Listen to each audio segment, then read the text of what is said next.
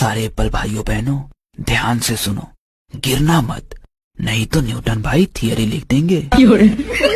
यार न्यूटन के सर पर एप्पल क्यों गिरा? काश नारियल गिरा होता तो वो फिजिक्स के लॉ ही नहीं दे पाता और हमारा फिजिक्स का आधा सिलेबस खत्म हो जाता। ऐसा आप लोगों ने भी कई बार बोला होगा। लेकिन पहली बात, एप्पल कभी न्यूटन के सर पर गिरा ही नहीं था। ये एक बनी बनाई बात है जो हमें बताई जाती है। असल में न्यूटन के लॉज में कुछ भी कॉम्प्लिकेटेड नहीं है। सब लोगों ने इसको फालतू में हवा बना के रखा है। और जिन न्यूटन लॉज की हम बात कर रहे हैं उसके कई सालों पहले हमारे भारतीय पंडितों द्वारा बताया गया था, जिनमें मुख्य रूप से नाम आता है भास्कर आचार्य का। खैर वो टॉपिक के बारे में किसी और वीडियो में बात करेंगे। फिलहाल हम न्यूटन चाचा के बनाए हुए लॉज को समझेंगे। आइए देखते हैं न्यूटन का पहला नियम। फर्स्ट लॉ कहता है कि अगर कोई चीज एक जगह पे स्थिर अवस्था में है तो वो तब तक नहीं हिलेगी जब तक उस पर कोई फोर्स नहीं लगाया जाता, और अगर कोई चीज गतिमान अवस्था में है तो वो तब तक नहीं रुकेगी जब तक उस पर कोई एक्सटर्नल फोर्स नहीं लगाया जाता। तो इसका मतलब ये है कि अगर हम कोई बॉल को जमीन पे रोल करें तो वो हमेशा के लिए घूमती रहेगी?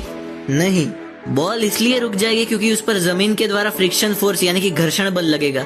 बॉल सिर्फ उस कंडीशन में इनफाइनाइट टाइम तक गतिमान रहेगी जब तक सरफेस पर फ्रिक्शन जीरो हो, और ऐसी सरफेस रियल लाइफ में एग्जिस्ट ही नहीं करती।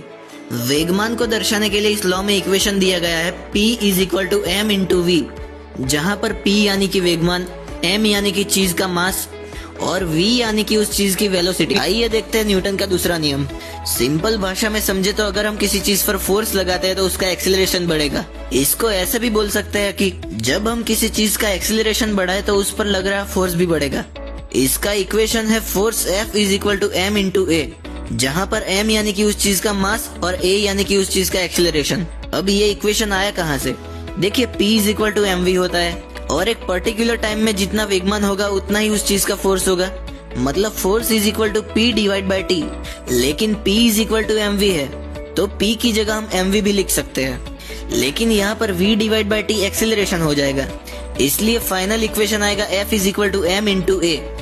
थर्ड लॉ कहता है कि अगर हम किसी चीज पर फोर्स लगाते हैं तो वो चीज भी हम पर उतना ही फोर्स लगाएगी, लेकिन दोनों फोर्सेस अपोजिट डायरेक्शन में होंगे।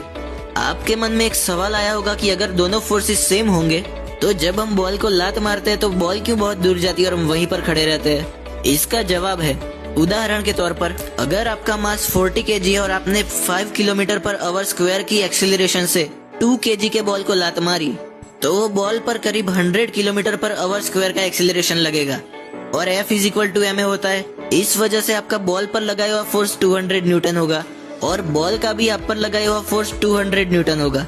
सिंपल सी भाषा में आपका मास ज्यादा होने की वजह से आप वहीं पर ही खड़े रहेंगे।